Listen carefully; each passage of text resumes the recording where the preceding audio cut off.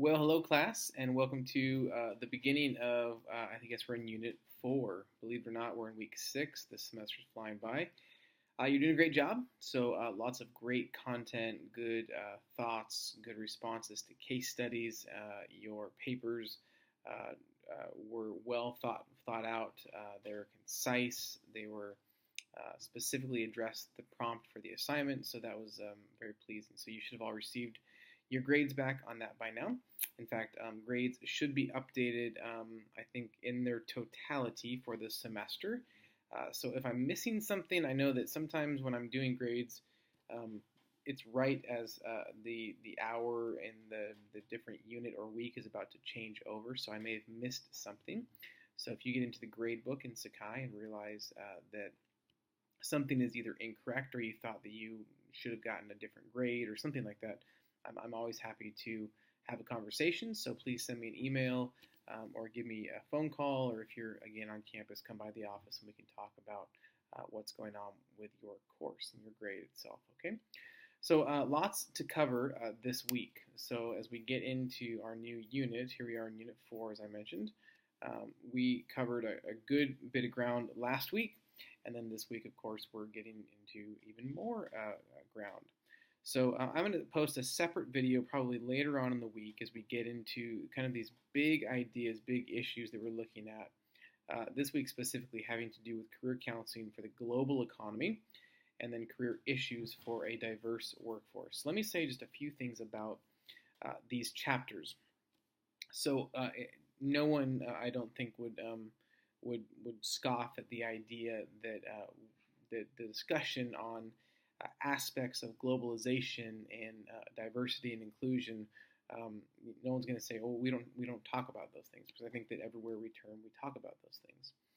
And I think that what we're looking at this week, in some respects, these are some really important questions, because, and here's what I would say on this. So if you think about, I think I'm looking here at the forum, the questions that we're asking this week having to do with our own personal career development. These are really important questions, okay?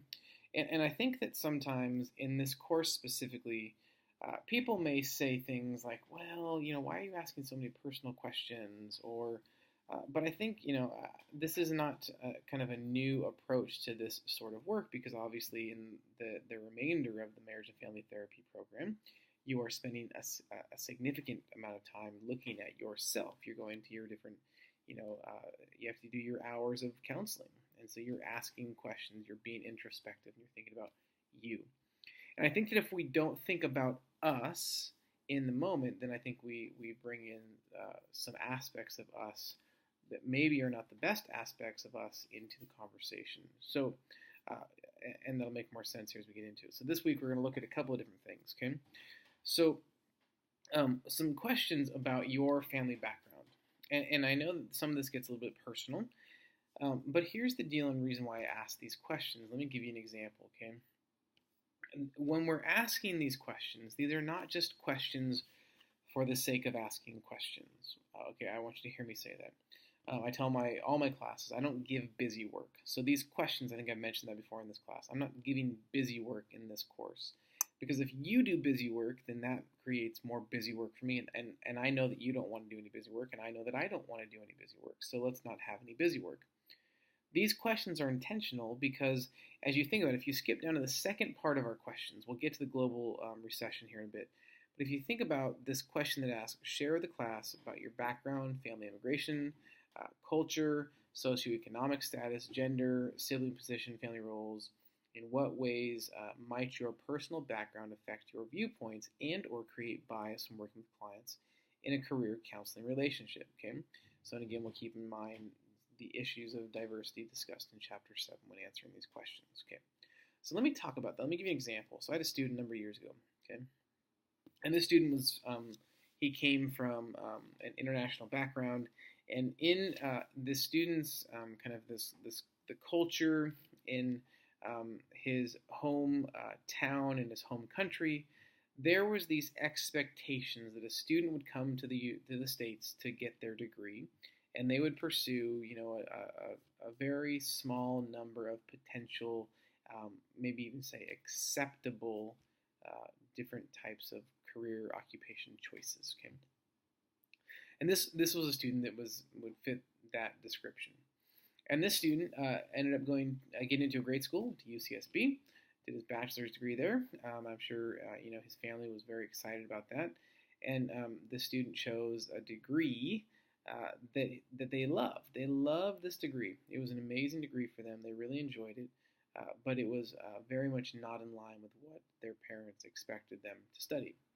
So they graduated from undergrad, and then they came to APU and started a master's degree in clinical psychology, which, as you can imagine, did not go over well with the family either. So about probably maybe a year or two in, we had some, I think, very constructive, important conversations. They were also having conversations with other faculty and staff at APU, specifically in the MFT program. And they decided that they weren't going to be a good fit if they were to continue this trajectory, complete the degree, and go into counseling. It just wasn't something that they were kind of wired to do. It was the decision that they had made. It was not made for them, but they themselves, this individual, made the decision, and they decided to drop out. So upon dropping out, wasn't sure what to do, so they then joined the military. In fact, they joined the Marines. And so it's interesting. I understand that we have students that are coming in with these expectations. I understand that that's happening all around the world. And so what's interesting is we think about, in this course, we think about career choice. And we need to realize that not everybody in the world has the choice that we have, okay? And so, yes, there's all sorts of different scenarios and socioeconomic status, and perhaps some, you might say, and I think it's fair to say, have more opportunity.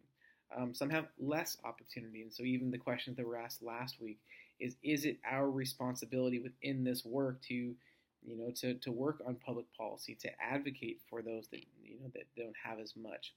And so now we think about it here. And so, are there things that you bring with you? So are there expectations that were placed upon you that said you need to do this? Did you grow up with, neighbors? Maybe you were from a affluent area, and there were some neighbors that, or some friends at school that didn't have as much as you did, or maybe it was opposite. And so we started to see and think about career in different ways, even from an early on young age. And now are there things that we're letting individuals tell us that we can't do? So whether it's gender-specific roles, so you can't be a CEO if you are a female, or they're very few and far between, or some of the even the changing. And we'll look at this later on in the semester. Kind of the turning of the tables. If you are male, it is your job to go to work and to be the breadwinner. And if you're making less than your spouse, then there's a sense of you're not pulling your weight. And so being a stay-at-home dad, although we saw an uptick in that when the Great Recession took place, there are these roles that occur. And so do we bring in any sort of these experiences? Do we have any sort of these preconceived notions and ideas that could potentially come in and cloud the way that we think about working with clients?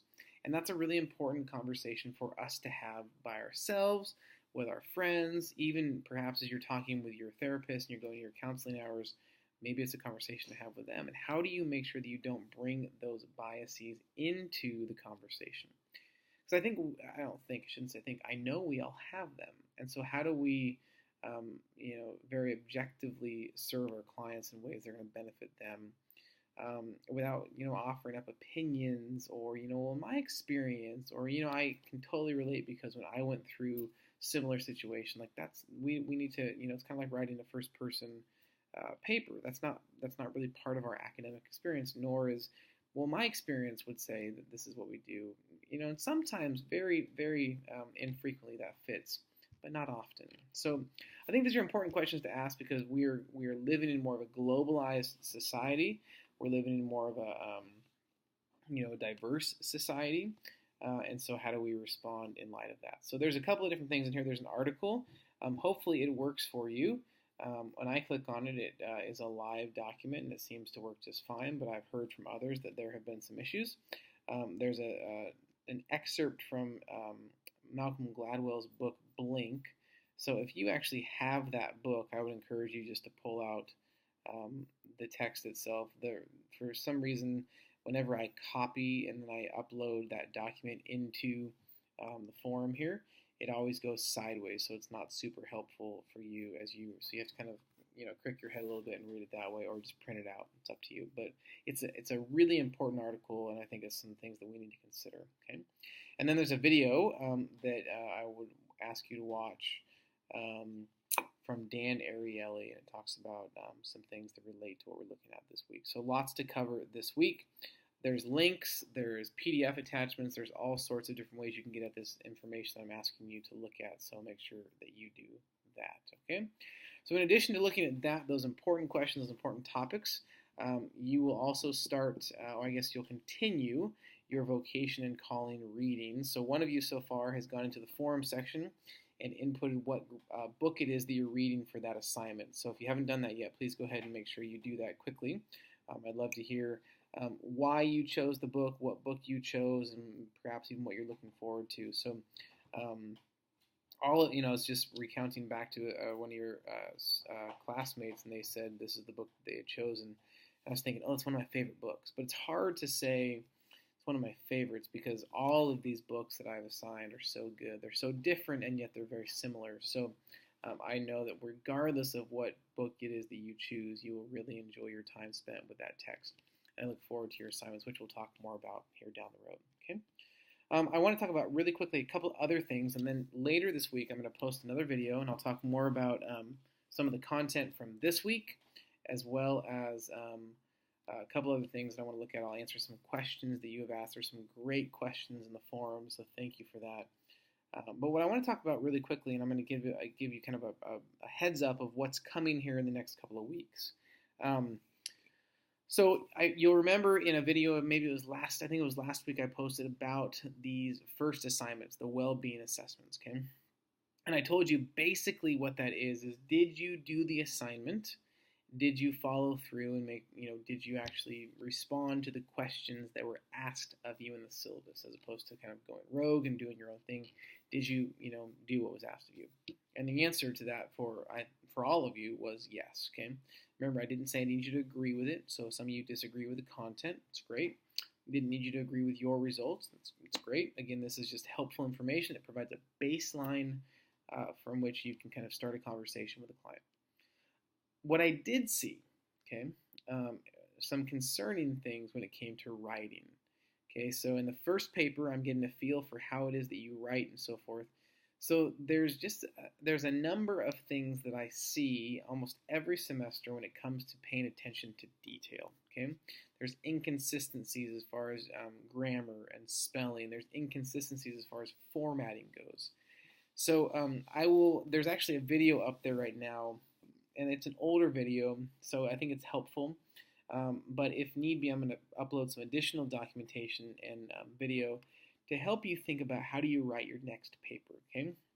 So because the next paper will be a very different approach from my grading standpoint. I'll look at it for grammar, for spelling, for formatting, and if those things are not done correctly, there will be some significant points that are taken off of your final grade, okay? So watch for that video. Again, you'll remember that this time around I didn't do a lot of focus on grammar, spelling. I looked at content. It was an opinion paper. There were some issues with citations and all of that, but again, it was just, did you do the assignment? If so, you got the full credit for that, okay? But I'm going to post a video, and then the next assignments, I will make sure that you, and I would ask that you make sure that you write properly with proper, formation, that your outline, your margins are correct, your spelling's done properly. Everything is as it should be per APA guidelines, okay? Your formatting is good and all of that.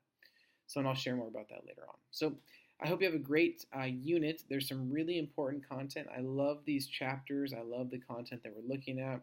Hope you're enjoying your vocation and calling book so far. Remember, you have your forum discussion, then you only have case studies 5 and 6. So there is no LipTak 3-2-1 response this unit because we're not reading any chapters from that text. All right. So again, if you have any questions, feel free to give me a call or email. If not, hope you have a great couple of weeks in this unit, and I will see you online.